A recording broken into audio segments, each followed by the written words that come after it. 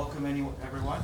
My name is Dr. Stephen Keene, and I'm here to welcome Janine Krippner, who is relatively new to Concord University. She just started in January, and she's working on a volcanic ash data project funded by the National Science Foundation. And she's here today to give us a presentation about the Agung Volcano eruptions of 2017 to still going, still active. Who knows what will happen next? Not me. We'll just have to wait and see. That's the way these things usually go. And so she'll be talking about the eruption as well as her experience with trying to communicate the events to the public, help people protect themselves, have the right kind of information that they might need, and how all of that unfolded. Thank you, Steve. So this is the star of the show. This is Agung in Bali in Indonesia. And I got to know this volcano fairly well from the other side of the planet. So the most important thing is these people get the credit for everything. These are the people that dedicate their lives to monitoring volcanoes in Indonesia, to communicating different hazards, including volcanoes, to the people that need it, to try and keep everyone safe and to save lives. So the disaster agency and the volcanologists worked together to communicate what was going on with the volcano as much as they knew it, and that's where I got all of the information from. So who am I? I'm not an Indonesian. I don't speak Indonesian. I have been to Bali, and it's a very beautiful place, but I'm originally from New Zealand. In fact, I'm from a small town, Teawamutu, up here, surrounded by extinct volcanoes. And when I was growing up, I was in love with the volcanoes in New Zealand, especially this one, Ngauruhoe on Tongariro, down by Taupo. And I would go down there and I'd be staring at these volcanoes thinking, these are amazing, I just wanted to be around them, but I thought that's way too cool to be a real job. Until I was 13 years old, and in a geography class, my teacher wrote up what a volcanologist was. Volcanologist is a geologist who studies volcanoes and volcanic activity. I sat back in my chair and thought, oh my goodness, that's what I am, as a 13-year-old.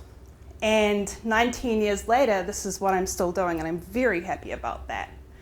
So after our teacher went through what volcanoes were and what a volcanologist does, he played us a movie, which does have some scientific inaccuracies, but there is a particular scene that really blew me away. So this is Dante's Peak. And this movie revolves around a team of volcanologists going to this fictional volcano, Dante's Peak, putting seismometers and other monitoring equipment in place, trying to figure out what the volcano is going to do, and getting everyone out in time. So we have volcanologist Harry Dalton, or Piers Brosnan, racing away from the erupting volcano. And this is a pretty decent scene, by the way. The lava, well, not so much. So there's this thing we call the pyroclastic flow that's racing down the volcano.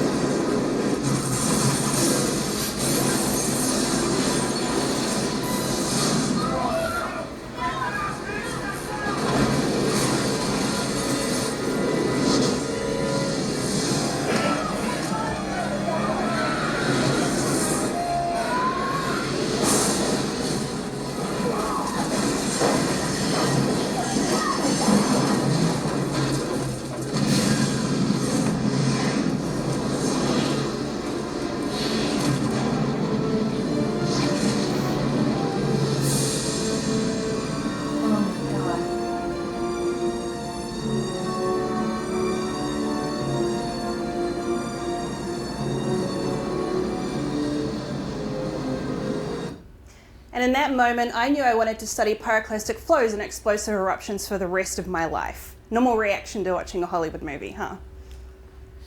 So figuring out what I wanted to do for the rest of my life at 13 years old meant that I had a bit of waiting to do before I could actually get started. So I read everything I could about volcanoes.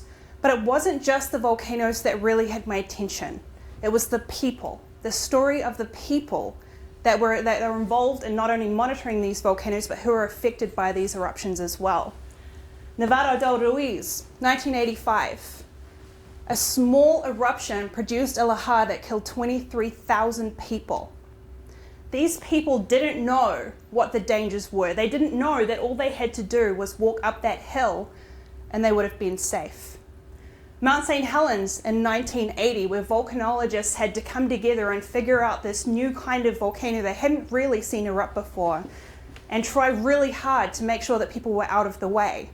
Well, they did work really hard, but 57 people still died on May 18th, including one volcanologist.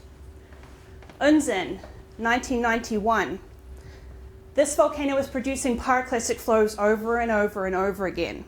And a group of people went closer to see the show, but when the volcano seemed like it had become predictable. Well, they were wrong, and people were killed, including 3 volcanologists.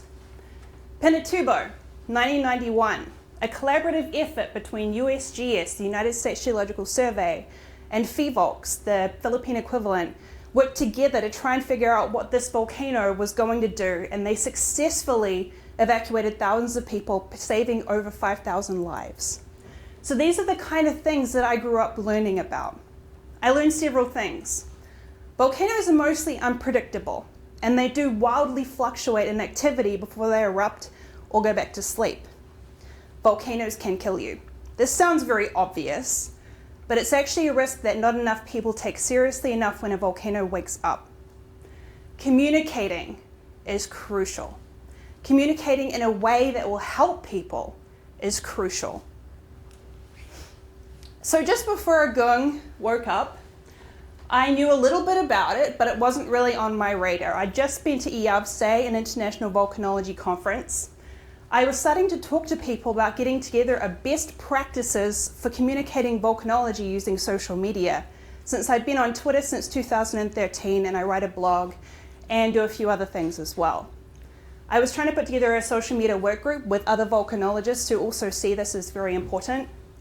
I was feeling frustrated and useless watching the hurricanes rolling through the Caribbean towards the United States and the earthquake that had just hit Mexico. I just finished my PhD. In fact, I finished my PhD, handed that in and got on a plane to this conference and then got home, felt frustrated, and then Agung happened. So there wasn't really much time for relaxing between this, and I was actually okay with that. And there was a threat of being kicked out of the United States if I didn't find a job very soon. So this was my priority, finding a job. Thanks, Steve, for that. So on September 20th, an account of what is going on around Agung volcano and how the elevated activity is affecting the locals. I knew something was going on, so I posted it on Twitter. This was fairly normal for me since 2013. I report any kind of volcanic activity, give a few official links, and so people can see what is going on. Latest Agung volcano update, remains on level 3, and this is on a scale to 4 levels in Indonesia. No eruptive material observed, 6 to 7.5 kilometers zone in place. So people had already been evacuated at this point, but I didn't really know much about what was going on. 21st of September, Agung volcano update. Alert level 3 remains with 6 to 7.5 radius exclusion zone. No eruptive material observed. 2 retweets and 2 likes. No one really cared. And at this point, there was no real reason to. Volcanoes wake up, sometimes have a bit of activity, and then go back to sleep, often without nothing happening. 22nd of September, Agung volcano alert has been increased from level 3 to level 4. Hazard area extended to 9 to 12 kilometers. This is when I started paying attention. Level 4 means that something is happening or something might be about to happen. So I read more about Agung. I read about the history, looked up the scientific work that had been done and learned everything I could, not having any idea what was about to happen. So this is Agung here, this volcano here. A lot of the tourism in Bali happens around here. This is a very touristy area, and that is one of the reasons why so many people knew about this volcano. Any given day, there are 10 to 20 volcanoes around the world producing some kind of activity, and most people never know about it. But when you have a whole bunch of tourists in an area, then people care. So I looked up the previous work, and there had been 51 ash layers identified over the last 5,000 years. So this tells us that this is a pretty active volcano. There have been a lot of eruptions that have produced enough ash to actually be preserved in an area that experiences a lot of rainfall and washes a lot of material away. The 1963 eruption caught my attention. The eruption started with a few days of seismicity and produced a lava flow that went down the volcano. So this might seem like a safe eruption. You can generally outwalk a lava flow. So those are the kind of eruptions where people go up and they watch it, and they maybe put a can of Coke in front of the lava flow and everything is fine. Then a couple of months later, there were two explosive eruptions. These produced ash plumes up to 15 kilometers high, pyroclastic flows, and lahars. And these pyroclastic flows and lahars killed over 1,000 people. Back here, there was little to no instrumentation, and that's an important point because in order to try and forecast a volcanic eruption, you really need to know how that singular volcano behaves. Like us, every volcano has their own personality, and they also have mood swings, so they don't necessarily behave the same way, but knowing what they've done in the past can really, really help. So I'm about here on the concern versus time graph at this point until I get this Facebook message from a friend of mine, a Kiwi, who's in Bali as a tourist. This is 11:45 at night, by the way. Is the Bali volcano going to explode? I'm in Bali now. ... I'd rather rely on a better source than a random mate's article on Facebook. I'm weird like that. He just told me the volcano is imminent, alert of eruption, flights are getting cancelled. At this point, my first reaction was, how does he not know what's going on? So I started giving him all these resources on this is what you do if there's volcanic ash fall. You should go and get some extra water and extra food. You don't want to be breathing this stuff in. And I was looking online to see what other people knew about this volcano, and it turns out not a lot. A lot of these people don't speak Indonesian. They didn't know where to get the information from, and when they did, they didn't understand what it meant. So I started translating it. I don't speak Indonesian, but I used Google Translate, and then it made that make sense with the volcanology knowledge that I have. So this is number of earthquakes per day. This is 1,600, 0. So going along here, there's maybe a couple of earthquakes per day, which is pretty normal for a volcanic system. And then they shot up. Any volcanologist looking at this would go, something's probably about to happen. So by here, my concern is up here. Knowing what this volcano has done in the past, knowing that it's produced pyroclastic flows, which has been my specialty, I know exactly what these things do, they're terrifying, and knowing that this activity is ramping up extremely quickly. This is a pyroclastic flow. This is a huge cloud of very hot gas and ash. Those are full-grown trees for scale there. And below this is a layer of solid rocks, just like this one, which are racing down the hill, and some of these might be larger than a small car. So there's a lot of very solid, very hot material under this, and this destroys everything in their path. This is pretty much what would have happened in 1963, and it was a very big risk at Agung. Here I want you to take note of the person for scale, and remember that size. What is about to happen here is a lahar. What a lahar is it's a volcanic mud flow. When you have a lot of material being deposited on volcanic slopes and you have a lot of rainfall, this can be remobilized into these very, very dangerous mud flows. And these can carry very large boulders as they race down river valleys away from volcanoes, and they can go all the way to the ocean. So there are a lot of big boulders in this, and these can pick up trees and anything else in their path as well. Now at this time, Agung is heading into monsoon season, which means there's about to be a lot of rain. These are volcanic ballistic projectiles. So this is Popocatépetl over in Mexico. This is a nighttime camera, so you're seeing a heat signal coming off this video. And all of those white little dots are rocks that have been thrown into the sky, and you can see them because they're hot. So if you take note of how far down these go around the volcanic base, they travel quite a while away. So it's pretty dangerous stuff. If anyone is living on a volcano that produces an eruption like this, they're worried about lahars, pyroclastic flows, and flying hot rocks. So those are the three main hazards, but there's another one, volcanic ash. It was wrongly called smoke a lot of the times, and that was partially because of the way Google translated the word in Indonesian. This is a piece of volcanic ash. This is glassy and rock, it's solid rock. So if you breathe this in, you can imagine it's probably not the best thing to have going into your lungs. It's bad for the environment, bad for the waterways, it's bad for animals, it's bad for the vegetation, it's bad for your electronics, it's bad for your vehicles.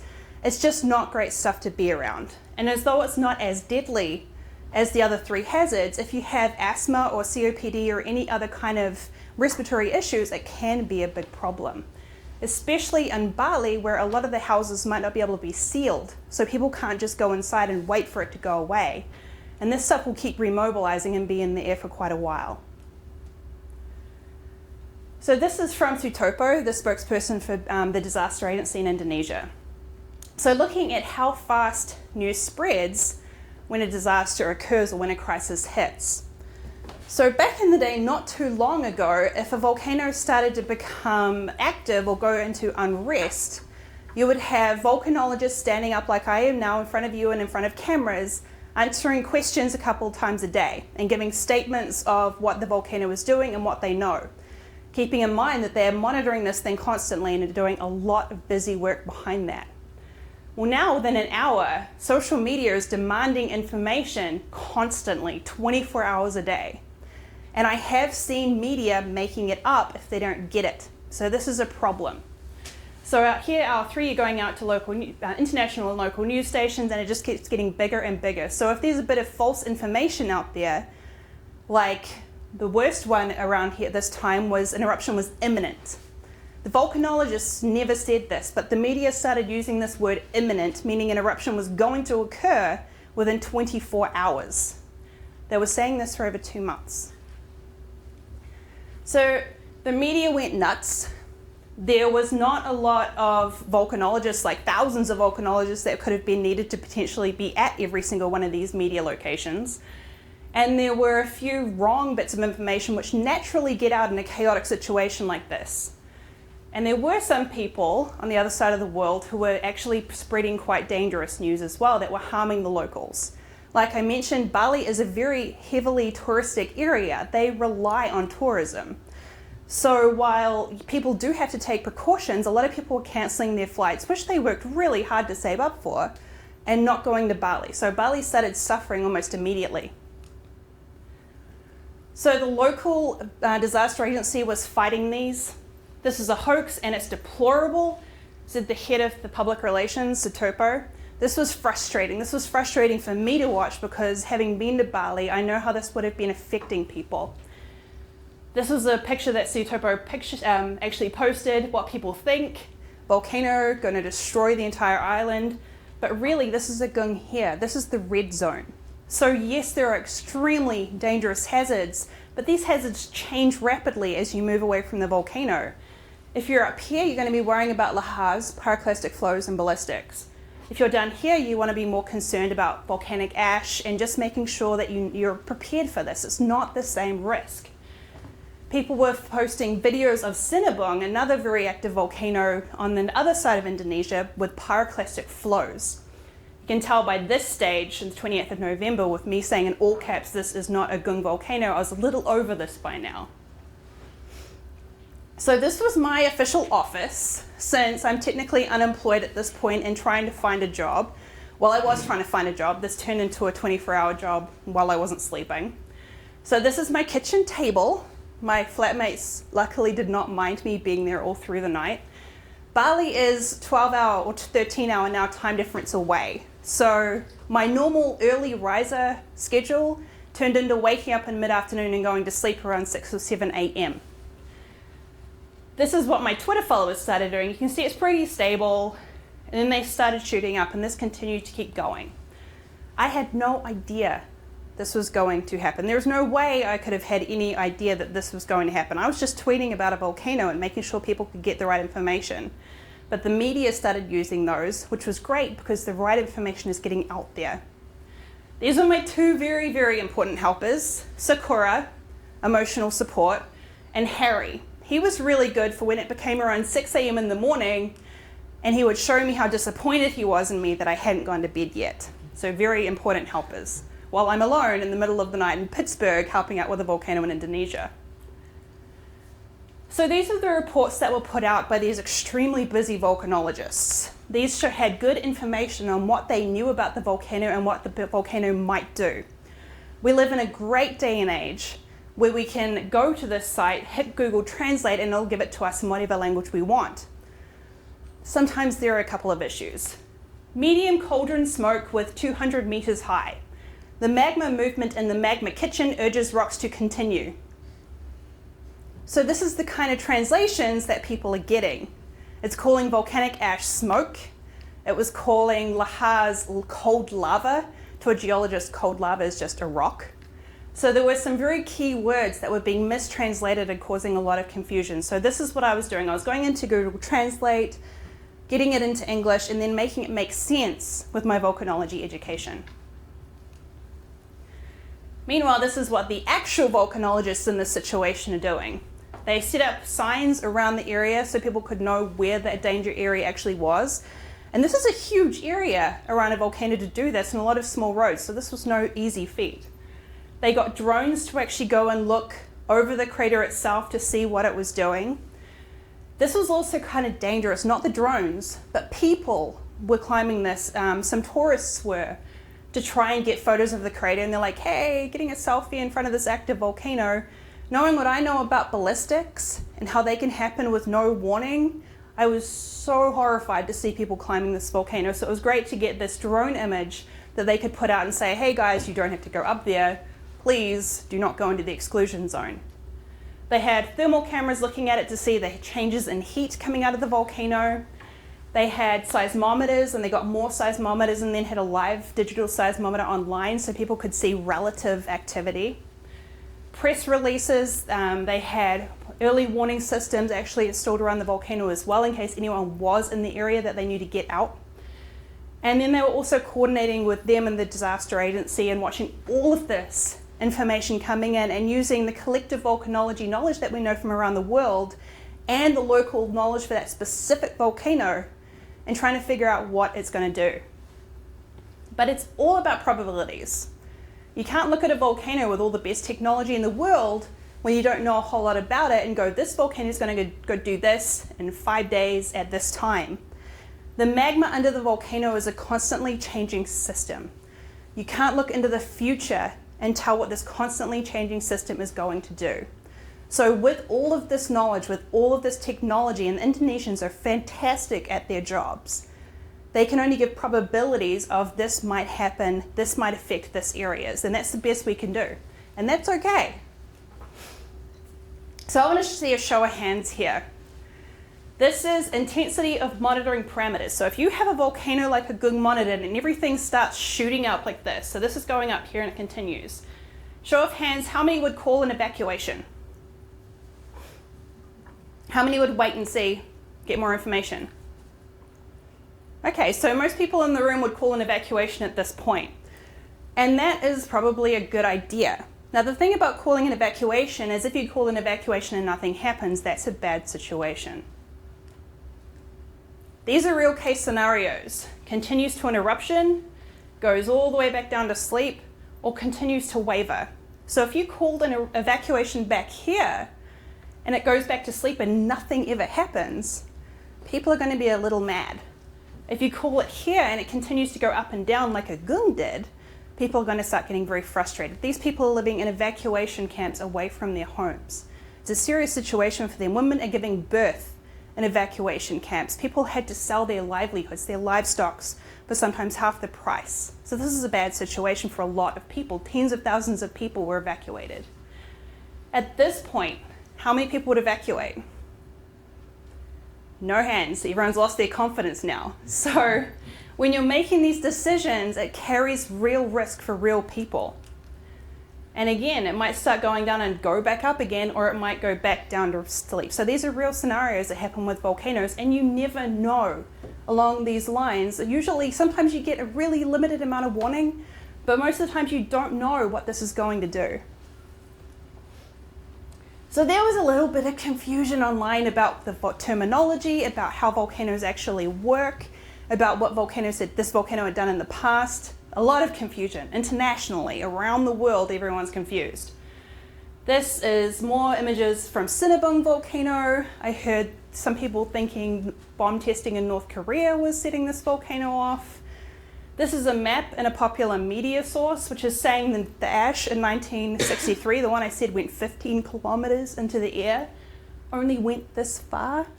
You really think it's going to go 15 kilometers high and then just fall back down again? The ash doesn't care about your hazard zones. It's going to go where the wind is going to make it go.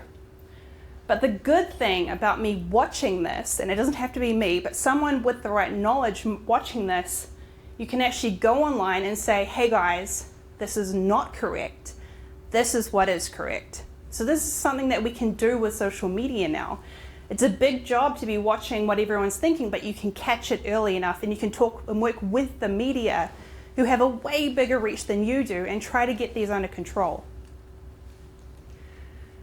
So a few of the things that I did very quickly, in fact, this was September the 25th, so 3 days later, I wrote a blog post giving all of the official sources. So the official sources for the volcanologists, the disaster agency, the official radio, the level at the time, the different places people could go for information, such as travel information, links to what the hazards were, so pyroclastic flows, Lahars, ashfall, all of this different stuff that people might need in one place where people can go and find it. There was the papers. Most scientific papers, unfortunately, are not open access. That means you have to pay like $30 to read it. So we got some of the key papers made open access so anyone could learn about the past eruptions. I worked with a guy, Keith, and another guy, Kenny, who are actually in Bali. They're working with evacuees, but also had this Bali volcano eruption Agung Facebook site set up.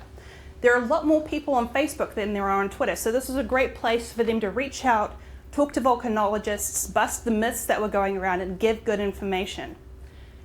And there was Travelfish on Twitter who got so sick of people asking when has Agung erupted yet, that he literally made a website, has Agung erupted yet? And he listed these helpful websites on the side and also where people could donate money to help. So the internet was really helping, even though it was also very much harming. So this is one of the seismograms. This changed almost daily. Every single one of these is a little earthquake. Now, earthquakes under volcanoes are caused by many different things, but one of them is rock breaking as magma is physically moving through it. So you can tell here that something is happening under this volcano, and seeing this live, people can see this for themselves. It's not telling you where the earthquakes are, if they're moving up, if the magma's moving up. It's not telling you how big they are, but it's telling you that they're very active. So something that I did, which in hindsight was one of the best things I'd ever done, was put together a support team very quickly. And this was actually out of necessity for needing to sleep. Within the first few days, I realized that people kept asking me questions and they had nowhere else to go to ask these questions. So I did feel like I needed to help them. But no one is helpful if you're an incoherent, sleepless mess. So I set up a group which is just in a Facebook chat group, and they watch the volcano. They're in different time zones. They're volcanologists mostly and someone in Indonesia. And they would alert me if I needed to wake up. So this would not only help me to get out the right information for the people who are following me on Twitter, but it would make sure I could sleep without checking my phone every 5 minutes. So for this one here, there was a large earthquake here, and quite a few people felt this one. And I went online, and my team told me straight away it was a regional earthquake. Here's a map. This is how deep it was, and this is how far away it was, and this is even the magnitude. So it was extremely effective. And with this, I contacted a lot of people around the world, volcanologists, emergency managers, science communicators, all to help me fill in the gaps of my knowledge so I could communicate them. Never ever to give my own interpretations of what was going to happen. That was a huge no-no. But to try and make sure I understood enough to be able to give precise information in a tiny tweet. That list got to over 60 people in the first month, and then I lost track. So thank you to everyone who helped me out through this. I got more and more media interactions as the time went along. This was the day that Agung actually erupted. Every single one of these is a media interview. So BBC, CNN, no, actually there's quite a few BBC there, TNT World, there's a lot of different media around the world. So Asia, several different countries in Asia, New Zealand, Australia, Turkey, the UK, America. Everyone was interested in what this volcano was doing. I even got picked up at my house and taken to a little wooded area to do a video for the Daily Planet, which was really interesting in Pittsburgh. This is a main road back there, but I'm talking about a volcano in Indonesia. So I had my key points of what I thought was very important to talk about written down every time. And this was mainly that the local team were doing an amazing job and everyone needed to watch what they were saying, that I was not an official in any way, and ways that people could prepare themselves and what the hazards actually were. So I always knew these main points that I had to get across so that I could communicate clearly and effectively. I started saving all the times people mentioned me in the media and gave up. My support system here I'm actually about to go live in Southeast Asia, and my cat starts freaking out behind me and she's clawing at my butt and she's meowing, and I'm actually on screen and they're about to hit the live button, so I'm wrangling a cat and trying to get her to sit still when I'm about to go live on international television. So life kept happening through this. I mean, not much of it because it was the middle of the night in Pittsburgh, but you know, these things have to be taken into account. This is a tiny amount of times that the media was either quoting me directly through an interview or using my tweets. Some of these languages I don't speak at all. So this just goes to show how effective it can be having someone or a group of people communicating facts and the right information that the media can very easily get hold of when there's a lot of misinformation around this situation. There were some questions that were a little stressful and that I could not answer. And those were, am I safe? I got questions from people asking if their daughters were safe, if their sons were safe, if their grandkids were safe. I got one guy asking me if he should cancel his wedding with 400 guests that were going to go to Bali. I got other people asking me if they were going to be safe right on the edge of the hazard zones. I know a lot of great work into these hazard zones, but I can't give anyone my guarantee that they're going to be safe. What if they go over here and get dengue fever or get bitten by a monkey? I got bitten by a monkey. These things happen in Bali. So you can't guarantee someone's safety. You can show them what the hazards are, what the risks are, and how to keep themselves safe. But I couldn't tell them if they were safe. So this was after a while. Every time this went up, people were saying the volcano was going to blow, massive eruption imminent, everyone's fleeing, media went wild. Every time I went back down, volcano's going back to sleep. Then it would go back up again. The volcano's going to erupt, massive eruption imminent, spewing smoke, and then it'd go back down again. So this was a roller coaster of emotions for a lot of people. Not only people in Bali, whose lives were actually going to be affected by this directly, but people who are waiting to travel to Bali, people who are waiting to go to see if they were going to be covering an eruption, so reporters, so a lot of people were watching this every single day going, what is it doing? What is it doing? What does that mean? And you can't tell from this. So the volcanic activity started going down and the media started saying it was an imminent eruption. What on earth happened to it? Even though the volcanologist never said imminent. So down around here, I made the really bad mistake of going to bed early one night and saying to my group of support team, I'm going to bed early, probably means Agung's going to erupt tonight, ha ha ha. Well, it did. It did. I was woken up at 5:30 in the morning. I was so confused when they were saying Agung is erupting.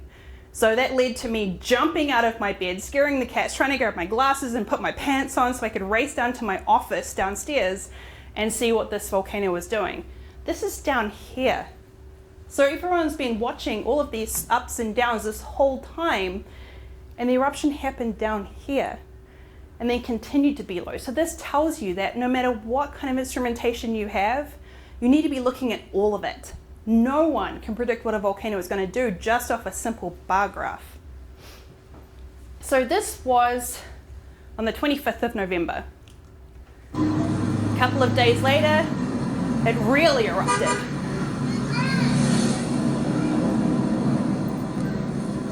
So this is a large ash plume. It went up to over 2 kilometers high, and it was producing an ash plume for over 2 days. So this is what everyone had been waiting for, or fearing, depending on how you're looking at it. So there was a lot of amazing footage of this eruption. These red streaks in the cloud are because this is at sunset. So this is about the sun is going down here, and then it continued on through the night. This also woke me up at, I think it was about 6 a.m. in the morning, 6:30 in the morning. I answered the phone from one of my support crew and groaned, "Oh no!" And then instantly went into asking for links so I could verify what was happening, because by that stage it was just so automatic.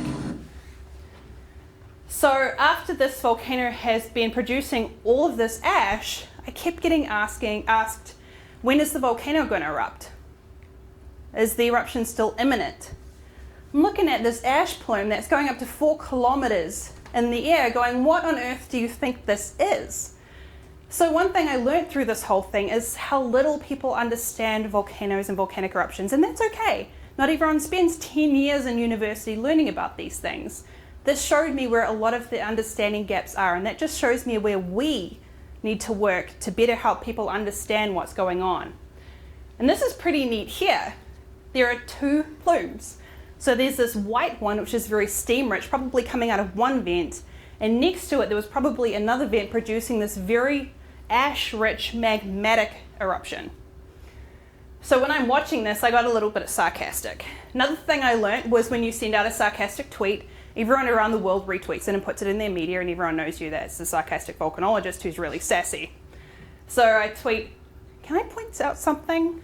So many people are saying that an eruption at Agung is imminent.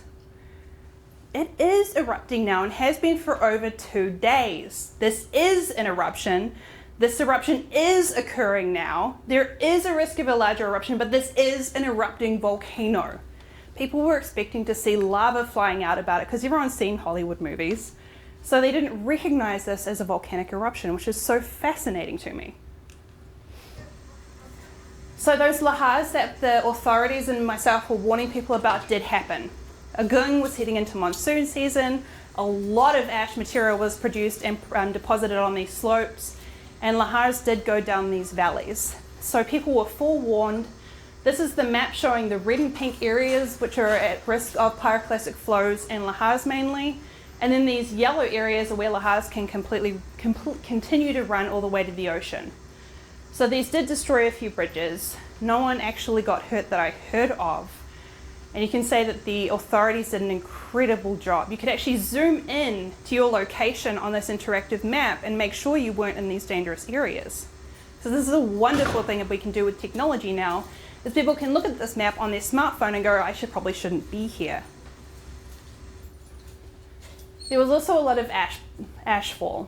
So here you can see a NASA image where the ash is actually going 2 ways. The airport is down here and there's another airport over here. So airport closures did happen and people did get stranded. And from what I saw, most of them did not enjoy that because you run out of money at the end of your trip. You need to get home to your job and your families. So this was a problem for people. It did damage vegetation around the area, and it did fall on villages around the area as well. So people had been handing out masks for 2 months at this stage, so people were relatively well prepared for this kind of thing, because everyone had been saying this is probably going to happen. Something that happened at the vent, once they could finally get an image of it, was this lava was coming out at the vent. So this is a before image showing the crater floor, and then this is this lava which started to actually fill the vent. So this is the lava that was causing all of those earthquakes underneath as it was pushing its way through the rock below. Now this probably happened in 1963 too, and then overflowed and went down as a lava flow, but this didn't happen in this case. So this whole time I was checking myself. I felt very concerned about being seen as some rogue volcanologist who was just doing this for attention. I had no idea any of this was going to happen, and I was constantly checking with other people as well to make sure I was doing this okay, that I was saying the right thing, that nothing I was saying could be misconstrued or taken the wrong way. But these thank you messages, and I kept everything. I have a PowerPoint slide with over 170 or 180 slides in it, from screenshots and notes and everything I could have kept so we can learn about this. There's actually going to be a conference in Italy in September, where I hope that we can all discuss this and learn from maybe what I could have done better, what I did wrong, what I did right. How can we help in this situation in the future? So very early on, because I was already thinking about the best practices for science communication using social media, I had very strict rules that I placed on myself right at the beginning. Do not say anything that could cause anyone harm. That was my number one rule. My equal number one rule was support and never undermine the authorities. Having been reading about all of these volcanic crises, never experiencing them myself, I knew at least that these people were doing a damn good job, a very difficult, a very hard job, and they had all of the different parts of the data. As you saw with that graph, just showing the number of earthquakes, that showed us nothing other than something was happening. They have every different kind of data to look at. They're the only ones who can, if you can, figure out what this volcano is going to do. Do not tell anyone they are safe. Tell them what the risks could be and give the links for more information. So giving official links to studies that have already been done by volcanologists in those areas so people can make these decisions for themselves. Point to the authorities through the day. This was very important that people knew that I wasn't an authority. The authorities who are working on this were the people that they should go to. Do not give my own interpretations of the data. A few people, not volcanologists, a few people did start giving their own interpretations, and this caused a lot of confusion in Bali. I started getting bombarded with messages from people worried about what they were reading because people were saying, well, I think the volcano is doing this, and so this is going to happen next. This can be very dangerous to give your own interpretations of what you think a volcanic crisis is going to lead to. Do not give new developments before the officials. This was partially out of respect, but mostly because, again, I have hardly any information compared to what they have. With HARADS, give authoritative links to resources. So United States Geological Survey, GNS in New Zealand, the International Volcanic Health Hazard Network, and Volfilm. So all of these resources that are already there, where a lot of work has already been done to help communicate the correct way what the hazards are and what people can do. Respond with patience and compassion. This was important to me. I think kindness is incredibly important in these situations. Yes, there were some people in much worse situations than others, but everyone's story mattered. Everyone's lives and experiences mattered in this situation. Remind people to take care of their mental health. It took nearly 2 months of people being on high alert for this volcano to do something, and that it is no fault of the local volcanologists. We all saw that graph. You can tell something was going to happen and there was no way of telling how. So people are feeling earthquakes.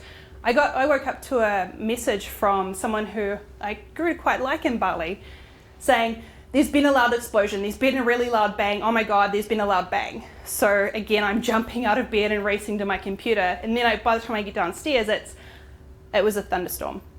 So people are on edge this whole time. When activity is high and people are anxiously watching my account for news, don't tweet other things. So I learned this one the hard way. People had set up alerts for my account.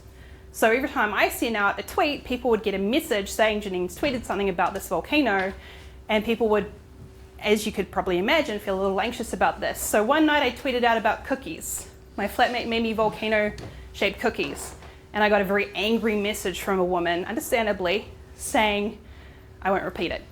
But I learned the hard way. If everyone's watching your account for something, that's all you do. Have a support system. There is no way that anyone should be doing this by themselves, not only because I'm very inexperienced, I've never been in a volcanic crisis myself, but I have my little bit of specialty and everyone else has their little bit. So putting everyone's bits together can help you try and communicate the whole to people that need this information. And then you can get that out to the media who can give this to even more people. Any words I say can be used as a quote, even if it is not specified. Act like it.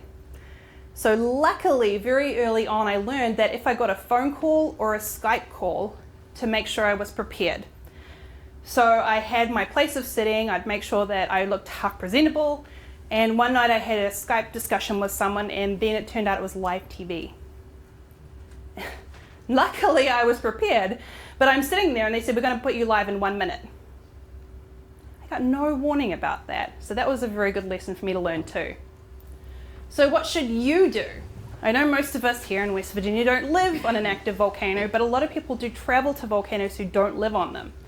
So know who the authorities are and follow them. Know where to get the correct information from and be wary from the media, especially if they use words in all caps like terrified, imminent, spewing smoke, all of these big dramatic words. Ignore those, all of them.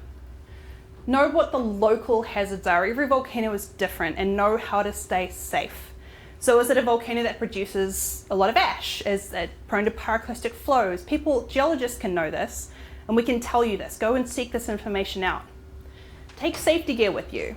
If you need an N95 mask or eye goggles to protect your eyes from volcanic ash, that's something you can get from the local Home Depot store and take with you. So has anyone ever had an eyelash stuck in your eye and tried to function as a human being? Imagine if that's a sharp bit of glassy rock.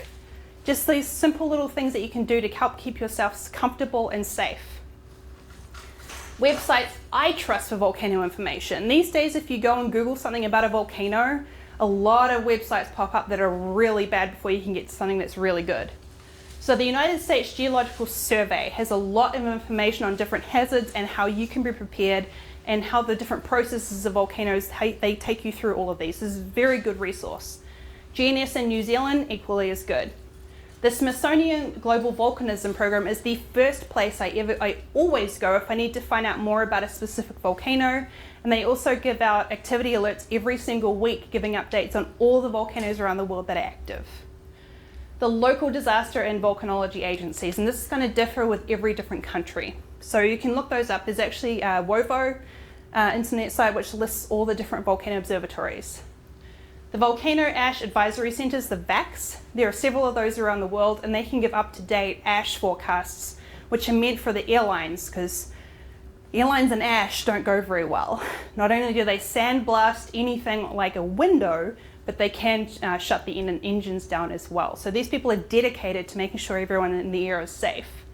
And the International Volcanic Health Hazard Network is very good for any kind of volcanic health to do with ash or any other thing. Go there if you need more information. And moving forward from here, what am I doing? Well, I'm working here on volcanic ash on a project now, which is fantastic. Thanks again, Steve. I would have got kicked out of the country if it wasn't for him and the Smithsonian, so thanks, guys. Raising awareness of volcanic activity, hazards, risk, and preparedness online globally. This is something I'm very passionate about and always have been, but now more so than ever, now that I've seen how much it can help or hurt if people get the right or the wrong information. Going to try and figure out social media use in volcanology, best practices. And I'm not going to do this alone, of course. There are other volcanologists who actually study this, and social scientists that are extremely important in trying to figure out how to communicate in these ways. And continue to work with the media to get accurate information out to the masses. Now, I've done a lot of work with media, not just giving them information on Agung. A lot of the work I did was just explaining how volcanoes work. So what volcanic ash actually is, how a volcano actually erupts, why we can't actually see magma below the surface in the year 2018 when we have all of this technology. So this is where I'm going from here, and I'll leave you with this beautiful video of Agung erupting, and I'll take any questions.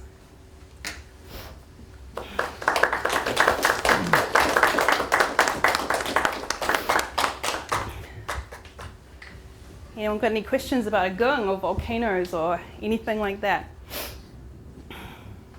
Yeah. You knew at the age of 13 what you wanted to do, but how do you actually get involved in that? Like, how do you just, like... With volcanology or with this specific thing? Okay, so the question for people online is, I knew what I wanted to do when I was 13. How did I get involved with this? So back when I was 13 years old, the internet was there, but it's not like it is now. There weren't volcanologists on Twitter who I could go and chat to and go, hey, how do I get into volcanology? There are a few key websites which I went to and they said you need a PhD. I was like, okay, I'm going to go get a PhD. But I went to university, I got a bachelor's degree and a master's degree in New Zealand. I got a couple of years of experience professionally in between, and then I did my PhD here at the University of Pittsburgh, up the road a little bit. And now I'm doing my postdoc here, and who knows after that. So it's a long road, but it's been extremely enjoyable along the way.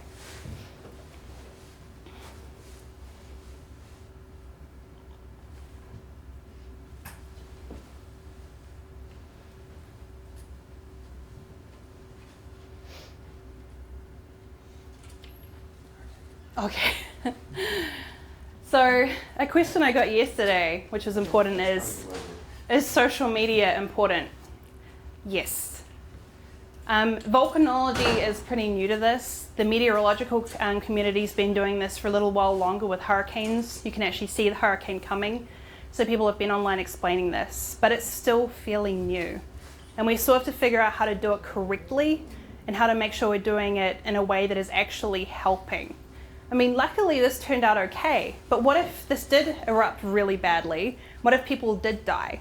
This could have gone really bad for me. So we need to work as an international community to make sure that this is done right. And if that's it, no more questions? It is 8 o'clock at night, so I forgive you. Thank you very much for coming, and thank you for joining in online. Thanks, Janine.